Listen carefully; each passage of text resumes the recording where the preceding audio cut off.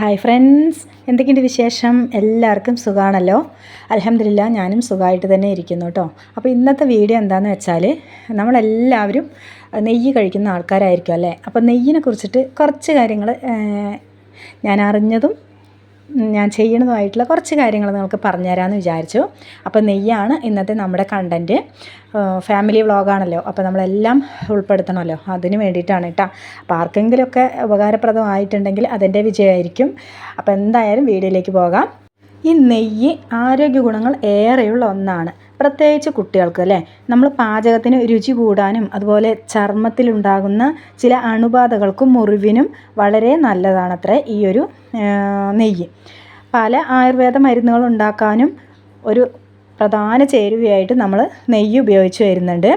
ഇനി ഈ നെയ്യ് വെറും വയറ്റിൽ കഴിക്കുന്നതിൻ്റെ ഉപയോഗങ്ങൾ എന്തെല്ലാമാണെന്ന് നോക്കാം. രാവിലെ വെറും വയറ്റിൽ ഒരു സ്പൂൺ നെയ്യ് കഴിക്കുകയാണെങ്കിൽ ദഹനരസങ്ങളുടെ ഉൽപ്പാദനത്തിന് ഏറെ നല്ലതാണ്. അപ്പോൾ ആദ്യമൊക്കെ നമ്മുടെ മുത്തശ്ശിമാരൊക്കെ ഇങ്ങനെ പൊടിക്കൈകളൊക്കെയാണ് നിർദ്ദേശിച്ചിട്ടുണ്ടായിരുന്നത്. പക്ഷെ നമ്മൾ ഇന്ന് ദഹനം കുറവാണെങ്കിൽ അപ്പോൾ ആശുപത്രിയിൽ പോയിട്ട് കാണിക്കുകയാണ് പതിവ്. അപ്പോൾ ഈ ഒരു പൊടിക്കൈ ചെയ്ത് നോക്കുകയാണെങ്കിൽ നല്ല ദഹനശക്തി ഉണ്ടാകുന്നതാണ് കേട്ടോ. ഇനി അടുത്തത്, നെയ്യ് വെറും വയറ്റിൽ കഴിക്കുമ്പോൾ ശരീരത്തിലെ ഓരോ കോശങ്ങൾക്കും പുത്തൻ ഉണർവ് ലഭിക്കും. അപ്പോൾ കോശങ്ങൾക്ക് ഈർപ്പം നൽകാനും ഊർജം, ഓക്സിജൻ എന്നിവ നൽകാനും നെയ്യ് സഹായിക്കുന്നു. പിന്നെ പ്രത്യേകിച്ച് ഞാൻ ചെയ്യുന്ന ഒരു കാര്യമാണ്, അതുപോലെ എൻ്റെ ഉമ്മയും ഒക്കെ പറഞ്ഞു തന്നിട്ടുള്ളൊരു കാര്യമാണ് കേട്ടോ. നമ്മൾ ഈ വരണ്ട ചർമ്മമുള്ള ആൾക്കാരുണ്ടാവുമല്ലോ, ഈ ചുണ്ടൊക്കെ ഈ കാറ്റുകാലം ആകുന്ന സമയത്ത് നമ്മുടെ ചുണ്ടും അതുപോലെ നമ്മുടെ സ്കിന്നൊക്കെ ഭയങ്കരമായിട്ട് ഡ്രൈ ആവും.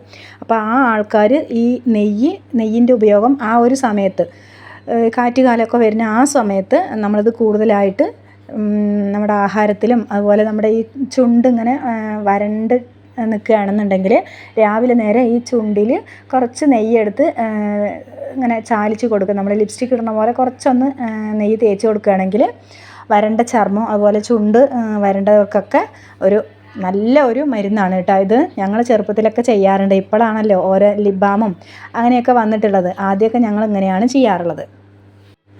ഇനി ഇത് കുട്ടികൾക്ക് എങ്ങനെയാണെന്ന് വെച്ചാൽ, കുട്ടികൾ ദിവസം രാവിലെ ഒരു സ്പൂൺ നെയ്യ് കഴിക്കുകയാണെങ്കിൽ അവരുടെ ബുദ്ധിശക്തി നന്നായിട്ട് വർദ്ധിക്കും. നമ്മുടെ അമ്മമാരൊക്കെ എപ്പോഴും നമുക്ക് ആഹാരത്തിൽ ഇത് തരുമായിരിക്കും. എങ്കിലും പ്രത്യേകിച്ച് രാവിലെ വെറും വയറ്റിൽ കഴിക്കാൻ നമ്മൾ കൊടുക്കുക. പ്രത്യേകിച്ച് 10 വയസ്സിന് താഴെയുള്ള കുട്ടികൾക്ക് കേട്ടോ. അവരുടെ ശരീരത്തിന് പ്രതിരോധശേഷി വർദ്ധിപ്പിക്കാനുള്ള നല്ലൊരു വഴിയാണ് ഈ വെറും വയറ്റിൽ ഒരു സ്പൂൺ നെയ്യ് കഴിക്കുന്നത്.